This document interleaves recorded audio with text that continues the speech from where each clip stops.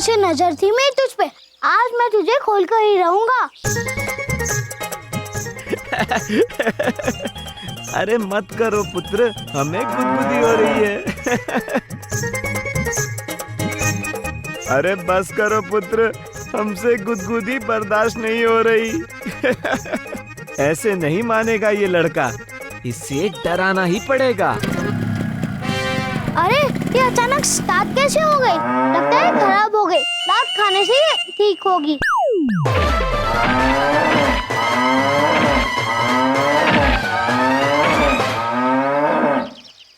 महेश, पुत्र महेश, क्या हुआ?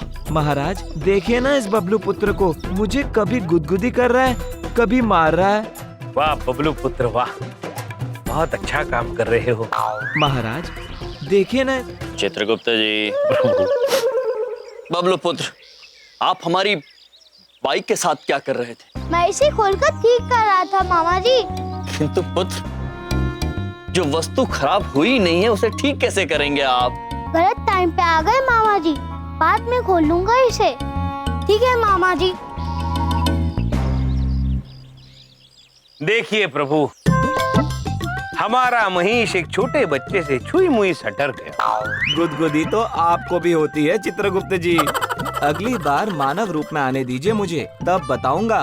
प्रभु जवाब दे दिया चित्रगुप्त जी। इधर देखो, चमन पुत्र, उधर देखो, वहां ना एक लाइव कॉमेडी शो होने वाला है, आप लोगों को देखना है? काई कॉमेडी तो प्रभु, लाइव कॉमेडी, लाइव मतलब जीवित, कॉमेडी मतलब हास्य। जीवित हास्य कार्यक्रम वहां हो रहा है। यदि जीवित हास्य कार्यक्रम है तो हम अवश्य चलेंगे चमन पुत्र, क्योंकि हमें हंसना अत्यंत पसंद है चित्रगुप्त जी। जी प्रभु। चित्रगुप्त जी चलिए प्रभु, चलिए। चलिए। शुरू होने वाला है कॉमेडी शो, देखो।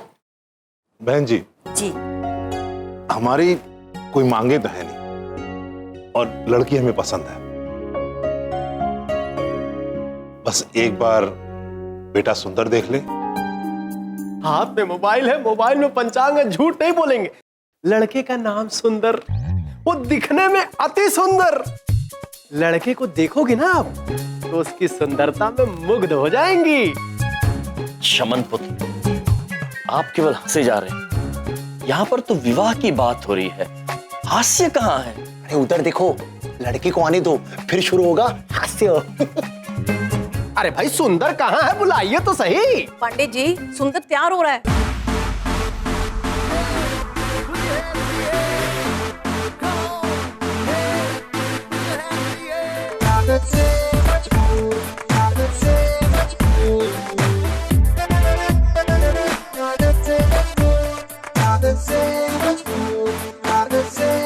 कोयले के खान से निकला हो हीरा जैसे, हीरो से लदा हीरो हो जैसे। मोहल्ले में कोई नहीं जो दिखता हो सुंदर जैसे। हेलो एवरीबॉडी, मेरा नाम भी सुंदर है और मैं हूँ भी सुंदर।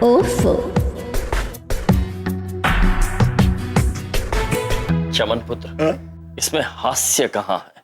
अरे ये सुंदर नहीं बंदर है, फिर भी इसका घमंड देखो। सुंदर बंदर है चित्रगुप्त जी। बेटा सुंदर, ये है उर्वशी। अच्छा।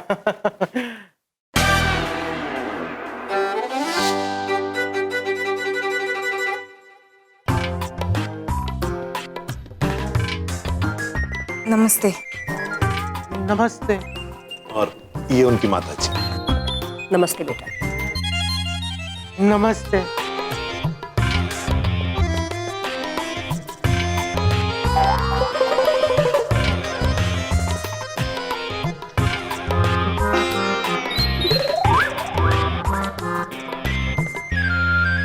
देखिए बहन जी, लड़के लड़की ने एक दूसरे को तो देख लिया, अब आगे जो कुछ भी होता है हम आपको फोन पर बता देंगे। ठीक है जी, हम चलते हैं। नमस्ते।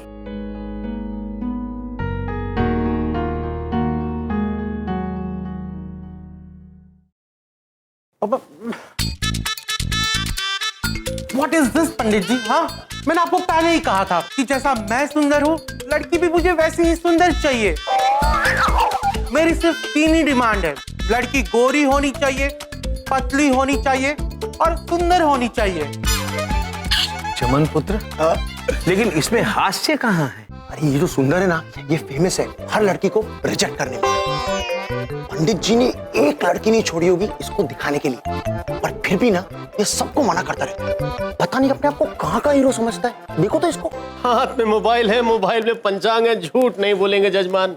इनके कुंडली के मुताबिक अगर अगले 2 दिन के अंदर विवाह ना किया गया तो अगले 2 साल तक कोई चांस नहीं है।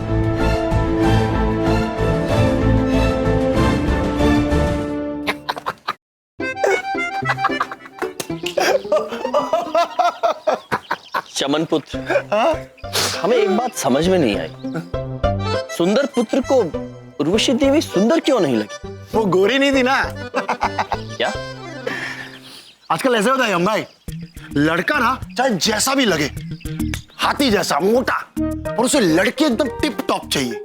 पतली, सुंदर, गोरी, बड़ी बड़ी आंखें, ऐसी लड़की। उस हिसाब से उर्वशी ना सुंदर नहीं थी।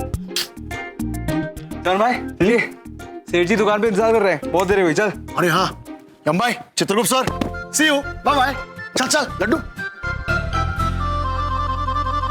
चित्रगुप्त जी। जी प्रभु। ये मनुष्यों ने सुंदरता के कितने विचित्र मापदंड बनाए। पतला सुंदर है, मोटा सुंदर नहीं, काला सुंदर नहीं, गोरा सुंदर है। प्रभु इस तरह से तो हम भी सुंदर नहीं है और सुंदर भी सुंदर नहीं है। विचित्र है चित्रगुप्त जी। आपके पिताश्री ब्रह्मदेव ने सृष्टि के हर एक कण में, हर एक मनुष्य में सुंदरता भरी है। कितना दुख होगा उन्हें जब उन्हें यह पता चलेगा कि मनुष्य उनकी रचना का अनादर कर रहे हैं। चित्रगुप्त जी, मनुष्य की सुंदरता के पैमाने ईश्वर की रचना से भी बड़े हो गए हैं। प्रभु इसी बात का तो दुख है। दुख तो हमें उन देवी के बारे में सोचकर हो रहा है जो अत्यंत सुंदर है, किंतु मनुष्य उनकी सुंदरता को पहचाना नहीं। भैया, किसकी सुंदरता कौन नहीं पहचान रहा है? बिंदिया बहन, आप उर्वशी देवी को जानती हैं? हाँ, वो ना जिसकी अम्मा हमेशा उसकी शादी को लेकर परेशान रहती हैं। तो क्या आप हमें उनसे मिलवा सकती हैं? काहे? हम उनसे ये कहना चाहते हैं कि वो अत्यंत सुंदर है और उनके आत्मसम्मान को उजागर करना चाहते हैं। अरे वाह, ये तो बहुत ही अच्छी बात है। चलिए भैया, हम ले चलते हैं आप। आइए। चलिए। कितनी बार तुमको बोले हैं कि क्रीम मुंह पे लगाया करो, अपनी बात मानती ही नहीं हो। अरे गोरा होने का क्रीम है, समझती काहे नहीं है? माँ, 1 हफ्ते से हर रोज यही क्रीम लगा रही हूँ, लेकिन कोई फर्क ही नहीं पड़ रहा है, तो मैं क्या करूं? अगर तू गोरी नहीं होगी तो कौन करेगा तुझसे शादी? एक क्षण देवी।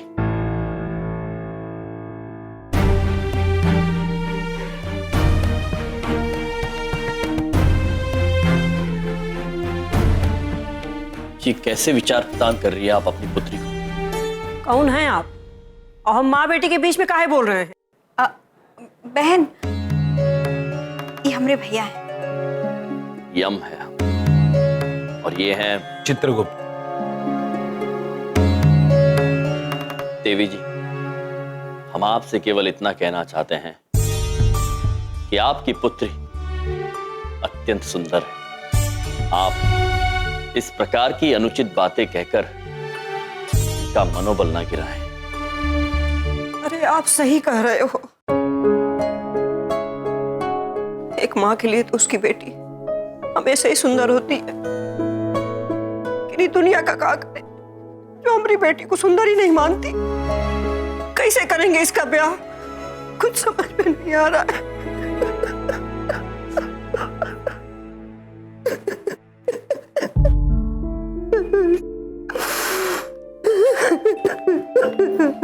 बहन, आप रोइए मत, आप आइए हमारे साथ।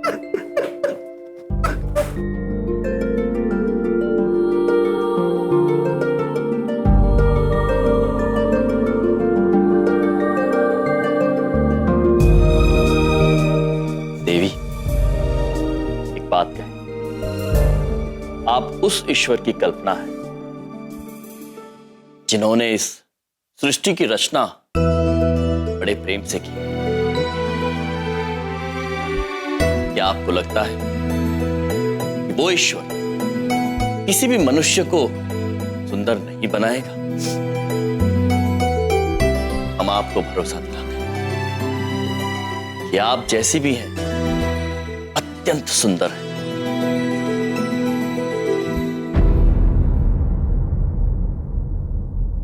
प्रभु, ये देखिए उसी मनुष्य की तस्वीर है।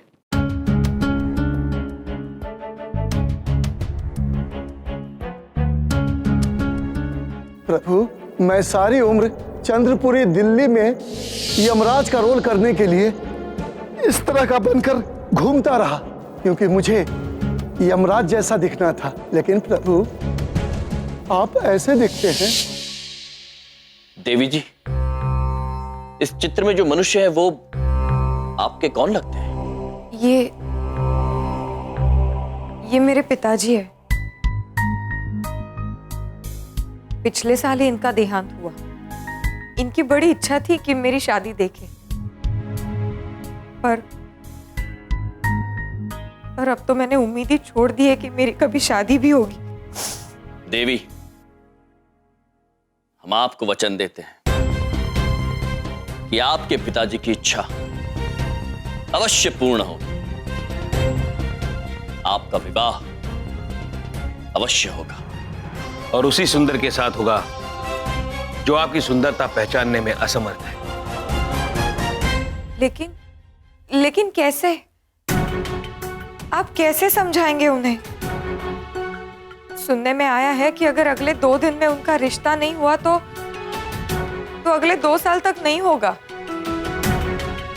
प्रभु, समय वाकई कम है। आपको जल्दी ही कुछ करना होगा, आपकी लीला दिखानी होगी।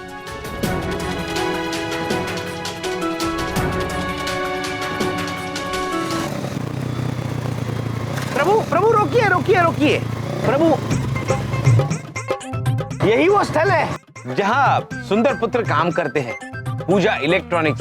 तो चलिए चित्रगुप्त जी, भीतर चल के सुंदर पुत्र को समझाते हैं। चलिए प्रभु, आइए। महाराज, मैं भी चलूंगा आपके साथ। हाँ महेश, अंदर सिर्फ मनुष्य रूप में जा सकते हैं। कोई भैंसा अगर वाहन रूप में अंदर चला जाए तो बाकी मनुष्य डर जाएंगे। देखिए ना महाराज। महेश पुत्र, चित्रगुप्त जी ठीक कह रहे हैं। आप यहीं प्रतीक्षा कीजिए, हम शीघ्र ही वापस आते हैं। जो आज्ञा महाराज।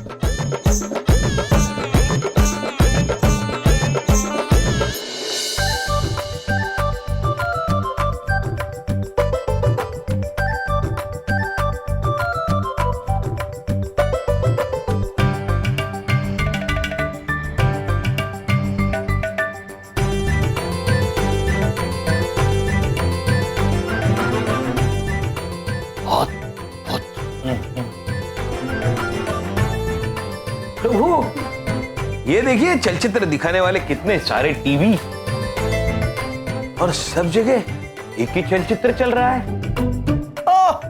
अद्भुत है चित्रगुप्त जी, कितने भिन्न भिन्न किस्म के यंत्र है यहाँ पर। हाँ प्रभु, ये जगह तो बहुत अच्छी है। आइए आगे चलते हैं। चलिए। महाभारत वाले एक्टर लगता है शूटिंग से सीधा शॉपिंग पर ही आ गए। नमस्ते।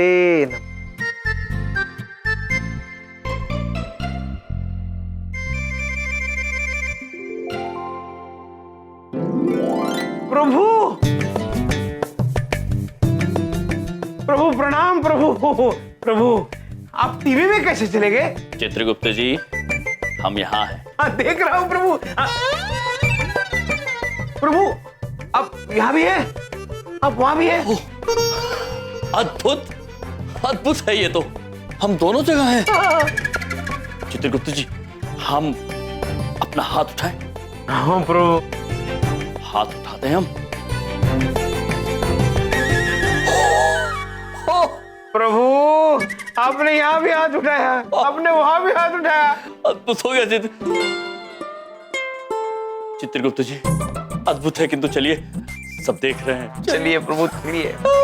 नमस्ते पुत्र।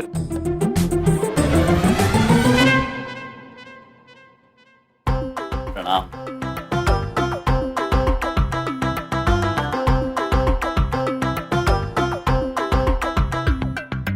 प्रभु, काले कांच वाला दर्पण मैं पहली बार देख रहा हूं प्रभु। चित्रगुप्त जी, ये हमें मायावी लगता है। हमने आज तक ऐसा दर्पण नहीं देखा है जिसमें हमारा प्रतिबिंब छोड़कर बहुत कुछ दिख रहा है। छोड़ दीजिए इसे चित्रगुप्त जी। जी प्रभु।